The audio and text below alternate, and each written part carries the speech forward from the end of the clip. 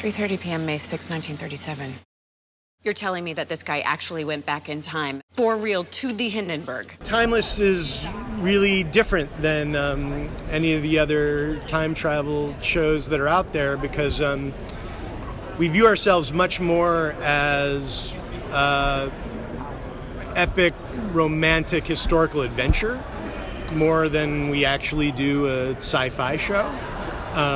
Really, the Time Machine is almost literally a vehicle to get our characters into different historical adventures every week. So we're not as focused on the time, space, physics, and all the kind of, frankly, the mindfuck of it all, as we are about like sending them to the Lincoln assassination and sending them to World War II and then sending them to the Alamo and the moon landing. You okay? I'm claustrophobic and apparently about to travel through time, so... Have you been drinking? Didn't know I was going to be working tonight, man. After I read it, I was in love with it because it reminded me of the early Spielberg stuff. It reminded me of Indiana Jones, and my character particularly reminded me of Han Solo in Indiana Jones.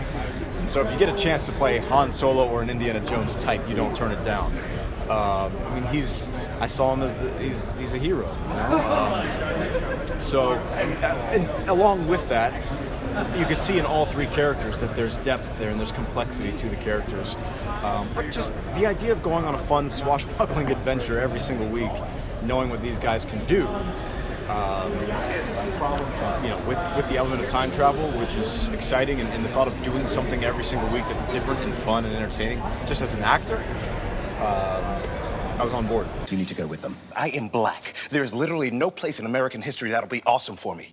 An African-American joining this talk, very rarely are we part of these sort of sci-fi time travel conversations because writers probably find it difficult and probably are scared of all the things that you have to deal with. And so to be able to be on the forefront of that, to be a part of the sci-fi genre, to be an African-American male part of that, to be sort of a part of this big genre action-adventure history show, to be playing a nerd, which I love to do, was all incredibly appealing and the chance of a lifetime, and I welcomed it with open arms.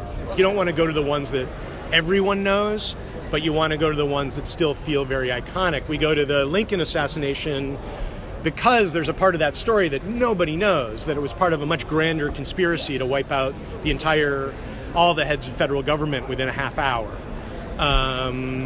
We go to the Alamo because people don't really know the story of what happened inside the Alamo. People don't know we go to Apollo 11 because people don't really understand how unbelievably close to disaster that moon landing was, and that Nixon literally had a speech in his pocket announcing that the astronauts had died. Are we here? Pretty sure. Everyone's kind of working in concert to keep it authentic, and I think you can really tell that it's got a look to it that feels broad, but also feels, I guess I speak in cable or network, I don't know, maybe because I've been working in cable for so long, but it's got like a cable edge to it, even though I think it is a broad show.